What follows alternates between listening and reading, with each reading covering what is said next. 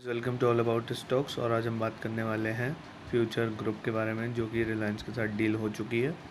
तो उसके बारे में सारे आपके क्वेश्चंस के आंसर दिए जाएंगे। तो ठीक है, हम शुरू करते हैं। हम लोग उस न्यूज़ पर आ गए हैं जिसमें लिखा है Reliance Retail buys Future group's business for ₹24,713 crore.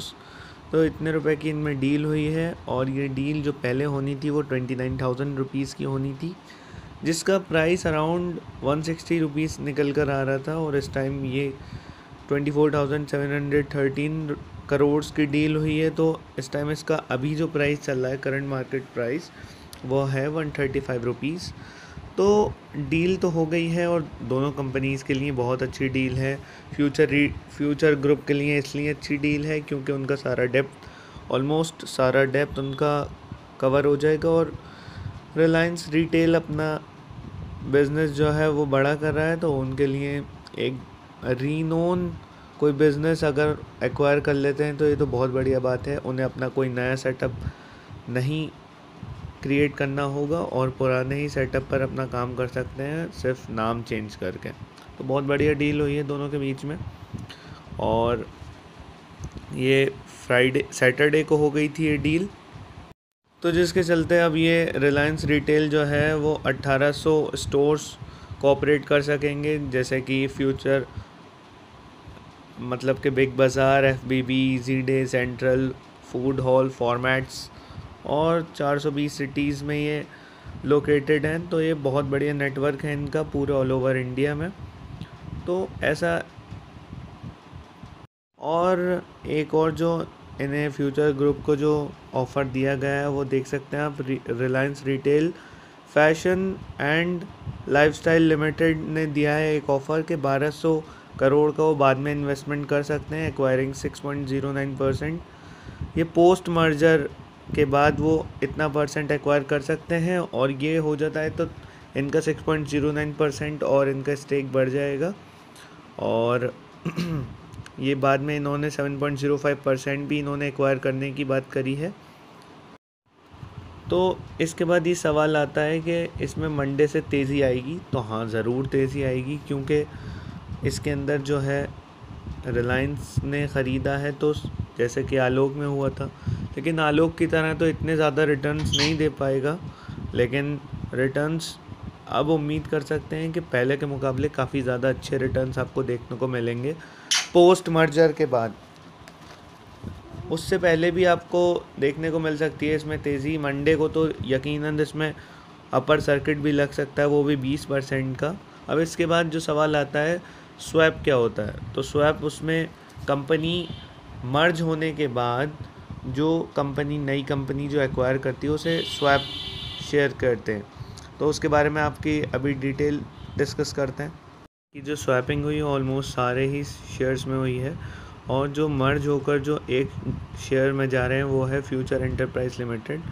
और क्या कहते हैं, इसका फ्यूचर कंज्यूमर की बात करते हैं तो फ्यूचर कंज्यूमर के हर 10 शेयर पर 9 शेयर मिलने वाले हैं फ्यूचर एंटरप्राइजेस के, जिसका रेट जो होगा 18 रुपये होगा, जो कि इस टाइम जो मार्केट प्राइस 11.5 रुपीज़ चल रहा है उससे 57% प्रीमियम पर मिल रहा है। और फ्यूचर लाइफस्टाइल की बात करते हैं तो हर 10 शेयर पर 116 शेयर फ्यूचर एंटरप्राइज लिमिटेड के मिलेंगे, जो कि किस रेट पर होंगे, वो होंगे 232 रुपये पर, जिसका इस टाइम करंट मार्केट प्राइस जो है 145 रुपये है। तो 60% प्रीमियम पर ये फ्यूचर लाइफस्टाइल के शेयर्स मिलेंगे। और इसके बाद फ्यूचर रिटेल की बात करते हैं तो फ्यूचर रिटेल के 10 शेयर पर 101 शेयर मिलेंगे। तो इस टाइम जो करंट मार्केट प्राइस है 135 रुपये पॉइंट 20, उससे 202 रुपये पर ये शेयर लिस्ट होंगे मर्जिंग के बाद, जो कि 49% प्रीमियम पर ये अवेलेबल होंगे। और उसके बाद फ्यूचर सप्लाई चेन की बात करते हैं तो हर 10 शेयर पर 131 शेयर मिलेंगे, जिनका प्राइस होगा 262 रुपये, जिनका इस टाइम करंट मार्केट प्राइस है 151 रुपये, 74% प्रीमियम पर। इसके बाद बात करते हैं फ्यूचर मार्केट नेटवर्क की। इसके हर 10 शेयर पर 18 शेयर मिलेंगे फ्यूचर एंटरप्राइज लिमिटेड के, जो कि इनकी करंट मार्केट प्राइस 27 रुपये है और इसका जो लिस्टिंग के बाद 36 रुपये पर ये लिस्ट होंगे और ये 35% प्रीमियम पर ये मिलेंगे। तो अभी मर्जिंग की डेट आई नहीं है, तो इसके अंदर जब तक बहुत ज़्यादा तेज़ी हो सकती है। और इस तेज़ी के चलते आप ये ना सोचें कि आपने मौका छोड़ दिया और आप लोग इसके अंदर बहुत ज़्यादा शेयर आप ख़रीद कर अभी ना बैठें।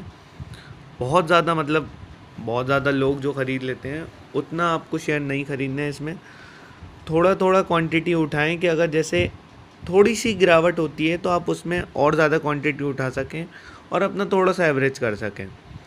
और अभी इसके जो रिज़ल्ट्स आने वाले हैं, रिज़ल्ट्स भी आने वाले हैं, तो उसमें इनका जो लॉस होगा वो तो आप लोगों को पता ही है कि सारे रिटेल बिज़नेस में लॉस आया था। इन्होंने अभी तक रिज़ल्ट्स भी नहीं दिखाए हैं। इनके रिज़ल्ट्स भी हो सकता है 7 सितंबर को आ जाएँ, जिसमें इनकी मीटिंग है फ़ंड रेजिंग को लेकर। तो हो सकता है उसमें इनके रिज़ल्ट्स की भी अनाउंसमेंट हो जाए और तब से हो सकता है इसके अंदर थोड़ा सा करेक्शन आ जाए और तब तक आप इसमें तेज़ी की उम्मीद कर सकते हैं। मतलब 5 दिन में आपको काफ़ी ज़्यादा इसमें तेज़ी दिखने को मिलेगी। तो ठीक है गाइस, ऑलमोस्ट आपके सारे सवालों के जवाब मिल गए होंगे आपको इसमें। तो ठीक है, प्लीज़ ऐसी ही और वीडियोज़ के लिए please like share subscribe. Thank you.